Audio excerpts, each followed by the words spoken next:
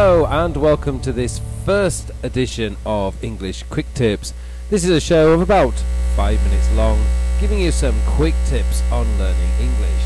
And this first episode, we're going to be talking a little bit about your language goal setting, which most students don't do, but which is quite possibly one of the most important things that you can do when learning English or any other language for that matter. So let's have a quick look at goals. Now, the first question you have to ask yourself when you're setting your language goals is, are my goals smart? Is my English goal smart?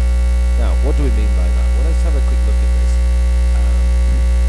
The first thing you have to remember with your goals, they have to be smart. So smart means S stands for specific, needs to be clear.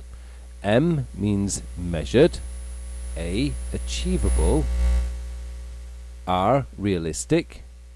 T, timed. Okay, so that's your SMART goals. Now let's take them one by one. So let's look at what the question you have to ask yourself is, what do you want English for? That's the first question you need to ask yourself. What do you want English for? Now here's a quotation that I found, which says, if you want to be an actor in Hollywood movies, you can ignore spelling. You need to practice your pronunciation. If you want to work in journalism, it is the opposite. You need to get your spelling right. And here we have a wonderful picture of Hugh Laurie, who plays Dr. House.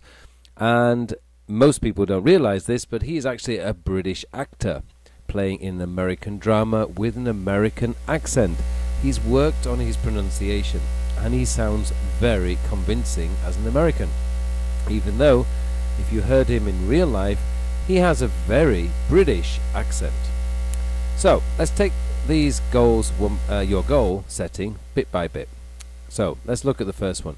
You need to make your goals specific, and what that means is you need to be clear about what you want from English. For example, I want to get 900 points for TOEIC. Now that is specific. It's very, very clear. Okay, I want 900 points for TOEIC. The next one is measured. Make it measurable. So I want to get 900 points for TOEIC. The measure here is the 900 points. You've got a goal to set. You've got to make it achievable. So if you have 800 points now, 900 points just needs a bit more work.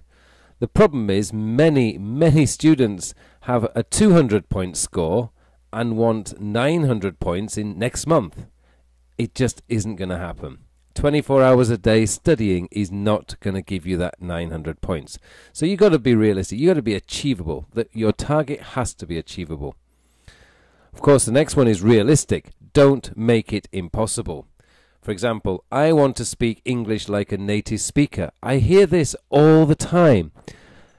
I don't know if you realize, but it is impossible to speak English like a native speaker unless you are prepared to stop using your native language altogether and only speak and read in English for at least the next 10 years. So you've got to be realistic. Your goal has to be realistic for it to be achievable.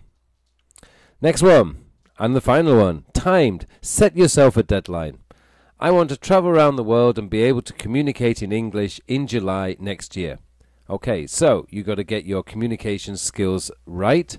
You've got to learn language of being able to ask a taxi driver to take you to an airport. You need language to speak in the airport, and you need language for the hotel and asking directions. So these things are very, very important when you are setting yourself your deadline. So you got to think when you're learning English, what do you want English for? There is no point in setting impossible goals like I want to speak English like a native speaker. Native speakers have spent many years learning and speaking English, and you are not likely to have the time or the opportunity to speak like a native speaker. So be realistic. So there you go. There's SMART goals. I hope you enjoyed this little English quick tip. Hopefully I'll be able to do many more over the coming weeks and months and maybe years. But that's it for now. Don't forget, if you need any more resources, you can find them at our website, www.fancorp.com. And until next time, take care of yourself and happy learning.